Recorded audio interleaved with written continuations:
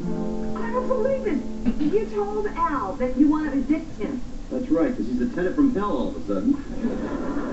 He's chasing me around the house, at least make me do anything but the letter of the law. Well, what about you? I mean, you've done everything to him, short of running fingerprints on him. No, you did not. It may have been a computer error, but I think he's wanted in Texas on mail fraud charges. Oh, Tim. I mean, it took him all his courage, to get out of that cramped little apartment, and then you kick him out on the street. How would you do that? Poor Al. Poor Al, my foot. How about poor me? He wants to sue me. And that bonehead probably take this right to the Supreme Court. You won't stand a chance. Senator Day O'Connor's gonna love Al. Gidget? Have you thought about any of the ramifications of this? I mean, you two work together. What's gonna happen to your friendship? That would be for the courts to decide, honey.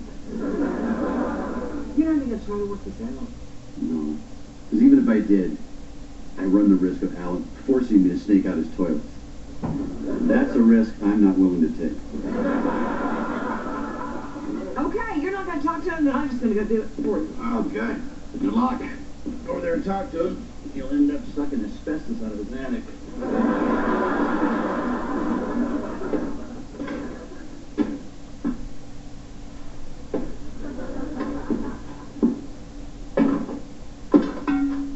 Well said. If you need firewood, I got plenty here. Don't have to chop down your house. No, Tim. I'm just knocking down some icicles. It's one of my favorite things, right up there with spreading steer manure on a hot summer's day. I'd rather spread steer manure than the Al's landlord. I would have thought Al would have been the perfect tenant. That's why I gave it such an enthusiastic reference. Maybe I went a little bit overboard. You're the only one that quoted Shakespeare in a rental application. So you're saying objectively that the person at fault is the lessee as opposed to the lessor?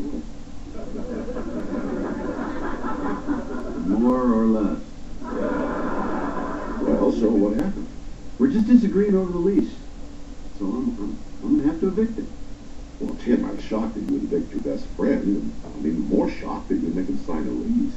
Look, I'm new with the landlord thing, Wilson. I'm just trying to do everything in a business-like manner. Well, that's Tim. Let me ask you something. If I was renting from you, would you make me sign a lease? Oh, yeah?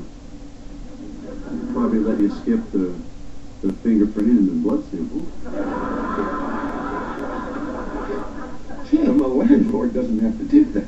Well, you don't have to do that, but, when I do something new, I like to go at it full strength. Right, like the time you brought home the new riding board. You got it. I didn't have to put 120 horsepower in that thing, but I did because nothing I like better than adding more power. You know, Tim, there's a big difference between powering up a lawnmower and lording it over your best friend. You know, Henry Adams, the historian, said, a friend in power is a friend lost. I might have got a bit crazy on that. 21 clauses and a thorough investigation. Well, what did you gain from that? Well, I lost my first tenant, my best friend. I got a huge photocopy bill. But they carved a head of me up there at Cheese World. Said it right out there.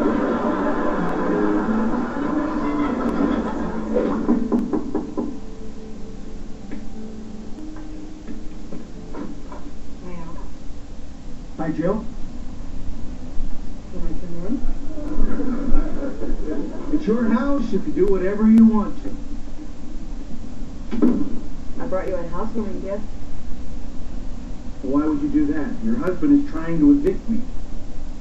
Well, I think he's totally out of line. You really think that? Oh, I'm so glad you think that. Thank you. Oh, and that is why I'm going to fight him to the death on this. You know, he may have his money and his big city lawyers, but I have the sword of justice on my side. Jerky? No, thank you. Al, this doesn't have to end up in the courts. I mean, you and two just have to come to your senses. Tim? The man who has federal marshals hounding me about some mail fraud rap? Well, we all know that Tim has a tendency to go overboard. Yeah, well, when he goes overboard with me, he turns the whole ship upside down, and I'm left there holding on to my dinghy.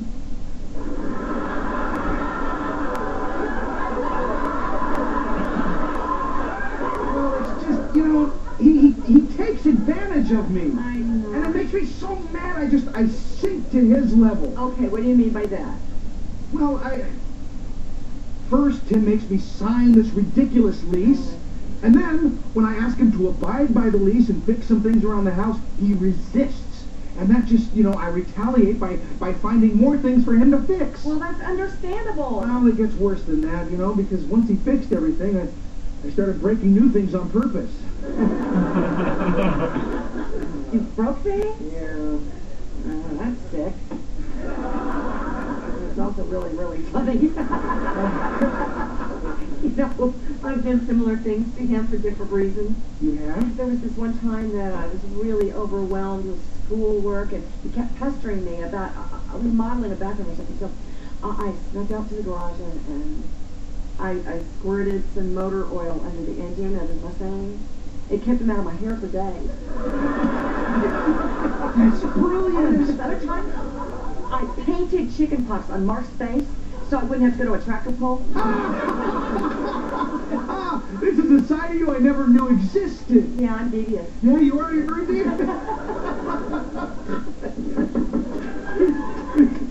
What's so funny? Nothing. Nothing. You guys laughing over this lease, aren't you? Well, look, I've been giving a lot of thought about this landlord-tenant thing, and we gotta work this out. You think so? Yeah, I don't want you out of the house. Well, you guys obviously have to talk. No, we don't. I'm done. That was it. I don't Oh, want no. Get it that way. She's right. We have some issues we have to discuss. I say we just let bygones be bygones and start over. How about Oh, no. It goes much deeper than that, I mean, this affects the very fabric of our relationship. This is like talking to Jill with a beard. Now, Tim, I have some things to admit. I've been childish and petty and unreasonable throughout all of this. Okay, then I have a confession to make. Good. You're absolutely right. Well, obviously you're not ready to talk about these things, but, well, what the hey, you made the gesture and came over here, and I admitted I was petty and childish, and you made the gesture and came over here, and See ya. apology accepted. The truth is, Al, you know me, and when I start something new, I tend to go a little crazy, and it always affects people closest to me first. And the truth is, you're a responsible guy, and you could live here without the lease. Do it, Al. Don't say another word. Please, Al, without the lease. Forget about it. Lease is gone. Bye-bye. See you later. Well, thank you, Tim. That was actually my life insurance policy.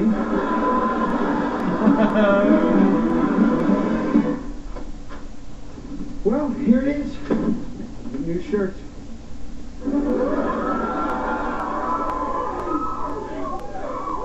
Congratulations, but I know I have never seen anything like that. Now, you're not going to go out and buy one of these. Oh, you actually paid money for that? Looks like you peeled it off a dead clown. Look what I brought home for dinner, everybody. Hey, Mark. Hey, Al. Ooh, nice shirt.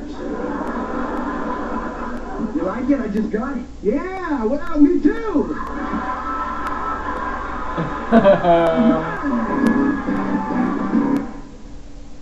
Forget about it. You don't need this lease. No.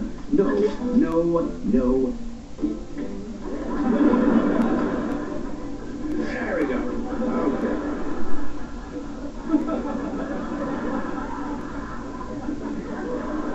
He may have his money and his big city lawyers, but I have the sword of justice in my side. Is it in your side? It's right here.